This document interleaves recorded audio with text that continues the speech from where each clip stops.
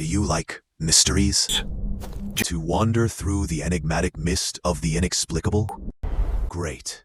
I'm Merc, and here you'll find what you're looking for. Welcome to my domains. The truth dissolves into the mist.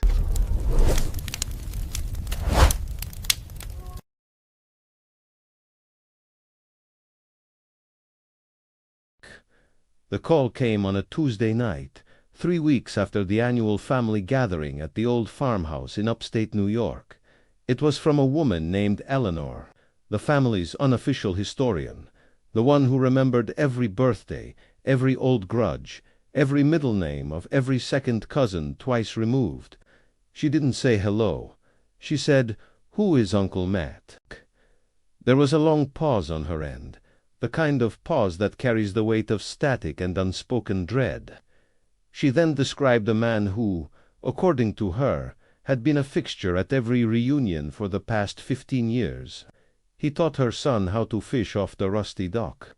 He brought homemade pickles that everyone secretly hated but pretended to love. He had a lazy eye and a laugh that sounded like a car engine failing to start. You are likely waiting for the punchline. There is no punchline, because when Eleanor started asking other relatives, a terrifying pattern emerged. Her son, now 22, not only remembered the fishing lessons, but also claimed Uncle Matt had paid for his first year of community college. Her sister, Margaret, remembered Uncle Matt as a quiet, tall man with a full gray beard and a limp. Her brother, David, described him as short, bald, with a gold tooth and a smell of cheap cigars. A single man, completely different faces, completely different details. Yet all of them used the same name. Tio Matt, Uncle Matt. No one had ever called him just Matt. It was always Tio Matt, as if the title was fused to his very essence. Craw, I want you to stop for a moment and think. Think of the most vivid memory you have of a relative you haven't seen in years. The sound of their voice, the shape of their hands. Now imagine that, one day, every piece of evidence proving they ever existed simply vanishes. No photographs, no text messages, no obituary, no grave. Now imagine the opposite. Imagine that every person in your family swears this person was there, but every single one of them describes a completely different stranger wearing the same name. This is not a simple lapse in memory. This is a fracture in the bedrock of shared reality. Eleanor, being meticulous, began a formal investigation within her own bloodline. She created a shared digital folder. She asked every relative to write down their 3 strongest memories of Tio Matt, along with a physical description. She collected 17 testimonies, 17 different faces, 17 different sets of mannerisms. There was no overlap. The only common thread was the name and a sense of warmth. Every single person claimed they loved Uncle Matt. They felt safe with him. He was the favorite uncle, the one who showed up without drama, the one who listened. But here is the first hook that unravels the sweater. When Eleanor checked the family genealogy, the official one, the one her own father had printed and bound in leather, there was no Matt, no Matthew, no Matthias, no blank space where a name had been erased. The lineage was clean, documented, and utterly devoid of him. She then did something invasive. She searched the phones of her closest relatives while they slept. She had their passcodes. Trust ran deep in this family. She found no photos of Tio Matt, but she did find something far more disturbing. Text messages from 5 years ago, from 3 years ago, from last Christmas, where different family members referenced him in passing. Save a seat for Tio Matt. Tio Matt is bringing the potato salad. Don't start the bonfire without Tio Matt. The conversation threads were there. The acknowledgments of his existence were embedded in mundane family chatter. But there was no reply from him. He was a ghost in the group chat, a name invoked but never given a voice. a black hole of communication surrounded by an accretion disk of collective testimony. This is where the story takes its first step from the strange into the abyssal. One of the younger cousins, a teenager named Leo who had been born with a rare form of photographic memory, drew a detailed sketch of Tio Matt from his recollection. He spent 3 hours on it. The result was a man with a sharp jaw, deep-set eyes, and a small scar above his left eyebrow. Leo was adamant. He said, "I remembered the scar because he got it from a branch while helping us build the treehouse in 2018. There was no treehouse. The family had never built a treehouse. The backyard had no trees large enough to support one." When Leo was shown the other descriptions, he became physically ill. He started shaking. He said, "That's not him. That's not Tio Matt. Who are these people remembering?" No one in the family had an answer. But 2 weeks after Leo drew that sketch, his phone received a single text message from an unknown number. The message had no text. It was just a photo of a treehouse. A badly built, rotting treehouse in a forest Leo did not recognize. The timestamp on the photo was 3 years in the future. Leo deleted the message and told no one. But he stopped sleeping with his phone in his room. He told his mother he saw a face at his window every night around 3 a.m. The face had a scar above its left eyebrow. You might think this is a story about gaslighting. You might think this is a story about a shared delusion or a psychotic break spreading through a family like a virus. But the psychologists consulted by Eleanor's family found no signs of mass hysteria, no recent trauma, no carbon monoxide leaks in the old farmhouse. Every relative was deemed sane, coherent, and independently reliable. They all simply remembered a man who was never there. And the man they remembered was not the same man. This is the threshold. On one side, you have faulty memory. On the other side, you have something that looks less like a mistake and more like an intrusion into the past, an intrusion that wears the face of a beloved uncle, but changes its mask depending on who is looking. Eleanor, driven to the edge of reason, decided to consult an outside expert. Not a psychologist, not a detective. She found a man online who called himself a Memory Falcon, a retired intelligence officer who specialized in what he called residual perception fractures. His name was Kalen Shaw, K. And when Eleanor explained the case of Tio Matt over an encrypted line, Shaw did not ask for photos or documents. He asked for one thing. He asked for a list of every single date the family had gathered in the last 20 years. Then he hung up. 3 days later, he sent a single file. A map. Not a geographical map, but a timeline.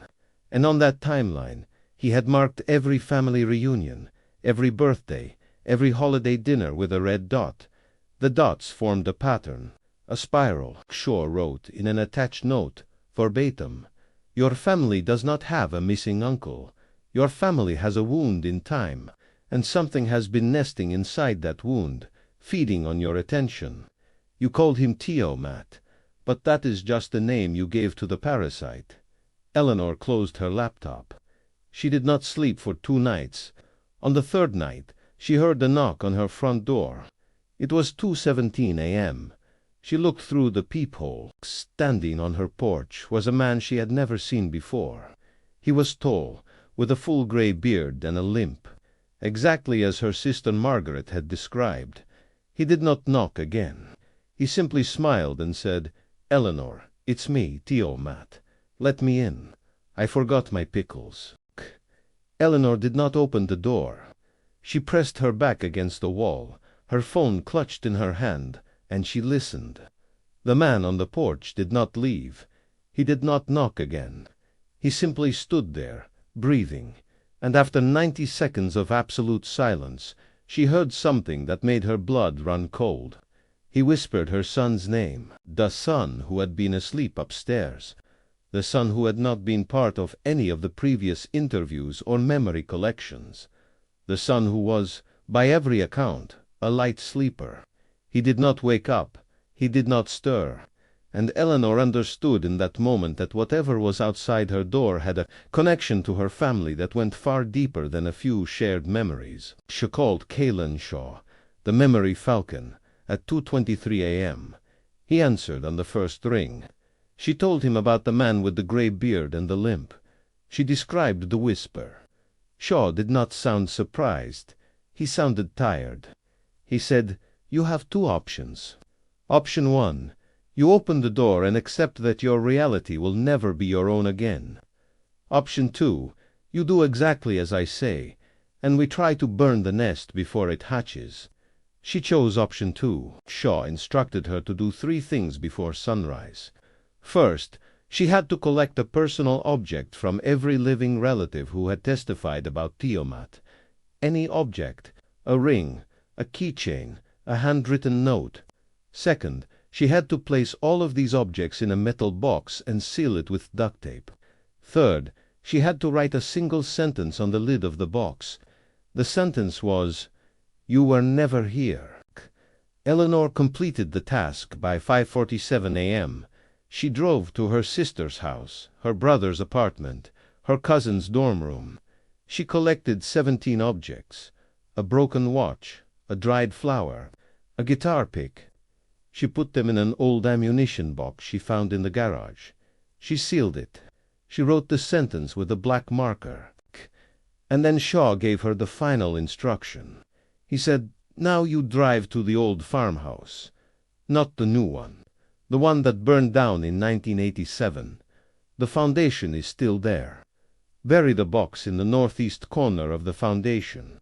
Do not speak a single word from the moment you leave your driveway until the moment you return home." She drove for 2 hours in complete silence. The sun began to rise over the rural roads. She found the old foundation easily, overgrown with ivy and saplings. She dug a shallow hole with her hands. She buried the box. She did not speak. When she returned home, she collapsed into bed and slept for 18 hours. When she woke up, she felt lighter. The oppressive weight of the mystery had lifted. She opened her phone, expecting a flood of messages from her family. There were none. She called her sister Margaret. Margaret answered cheerfully. Eleanor asked, "Do you remember Uncle Matt?" There was a pause, a genuine, confused pause. Margaret said, "Who?" Eleanor asked about the fishing lessons, about the pickles, about the treehouse that never existed. Margaret laughed and said, "Ellie, are you feeling okay? You're talking nonsense. Do you want me to come over?" The memory was gone, not suppressed, not hidden, gone, as if Tio Matt had been a thread pulled from the tapestry of their shared past, and the tapestry had seamlessly rewoven itself without him. Eleanor should have been relieved. She was not, because she remembered everything, every testimony, every contradictory description, every detail. She was the only one who still carried the full weight of the anomaly. She was the archivist of a fiction. She called Caelan Shaw again to thank him, but the number was disconnected. She searched for his website. It did not exist. She searched for any record of a retired intelligence officer named Caelan Shaw. There was none. The Memory Falcon had vanished as completely as Tio Matt. But 1 month later, Eleanor received a letter. No return address, no postmark. It had simply appeared in her mailbox. Inside was a single photograph. It was a group picture from the last family reunion. Eleanor recognized everyone in the photo. Everyone except one person. Standing in the back row, slightly out of focus, was a man with a sharp jaw, deep-set eyes, and a small scar above his left eyebrow. He was smiling. His hand was resting on Leo's shoulder. Leo, the boy with the photographic memory. Leo, who had drawn the sketch. Leo, who had stopped sleeping with his phone in his room. On the back of the photograph, someone had written a single line in cursive. It said, "You buried the wrong box. Think about that." Eleanor followed every instruction. She collected the objects. She sealed them. She buried them in the burned foundation. She remained silent. And still, somehow, she was told she buried the wrong box. What was the right box?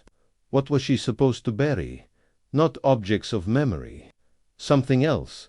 Something she had refused to consider. The answer was hiding in plain sight from the very beginning.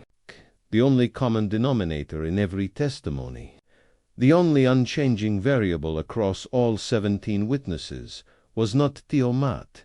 It was the act of remembering Tio Matt. The attention, the focus, the emotional warmth. The family had poured years of collective psychic energy into a void, and the void had learned to smile back. And here is the final, most disturbing question I will leave you with.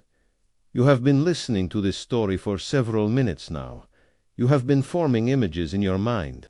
A man with a lazy eye. A man with a gold tooth. A man with a scar above his eyebrow. You have been doing exactly what the family did. You have been remembering someone who does not exist. Take a moment. Look around your room. Is there a face at your window? Probably not. But listen closely. Listen past the ambient noise of your life. Do you hear a knock? Do you hear a whisper? Do you hear a name you do not remember learning? Tio. Matt is not a person. Tio Matt is a process. A parasitic loop that inserts itself into the gaps of collective attention. He exists only as long as a group of people agree, without speaking, to hold space for him. And once he is inside that space, he begins to edit. He changes the details. He changes the faces. He changes the past. Eleanor is still alive. She still lives in the same house. She still has the same phone. But she no longer answers calls from unknown numbers, and she has developed a strange habit. Every night, before she goes to sleep, she opens her front door, looks out at the empty porch, and says aloud, "You were never here, cunt," because she knows that the Memory Falcon was not a rescuer. The Memory Falcon was a hunter, and he did not help her bury the parasite. He helped her move it. He helped her send it somewhere else. The question is not whether Tio Matt was real. The question is, whose family is he visiting tonight? Squay. And the second question, the one Eleanor never dared to ask herself out loud, is this.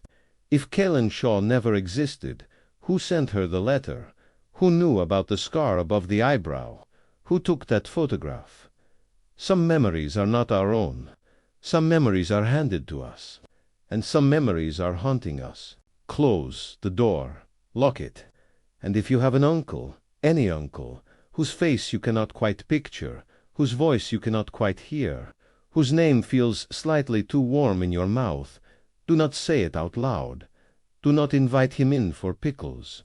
Because once you name the void names you back. Did you like this mystery? And what is your theory? Leave your thoughts in the comments.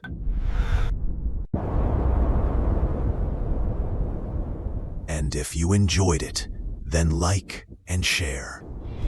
I'm Merc, and I'll be waiting for you in the next mystery.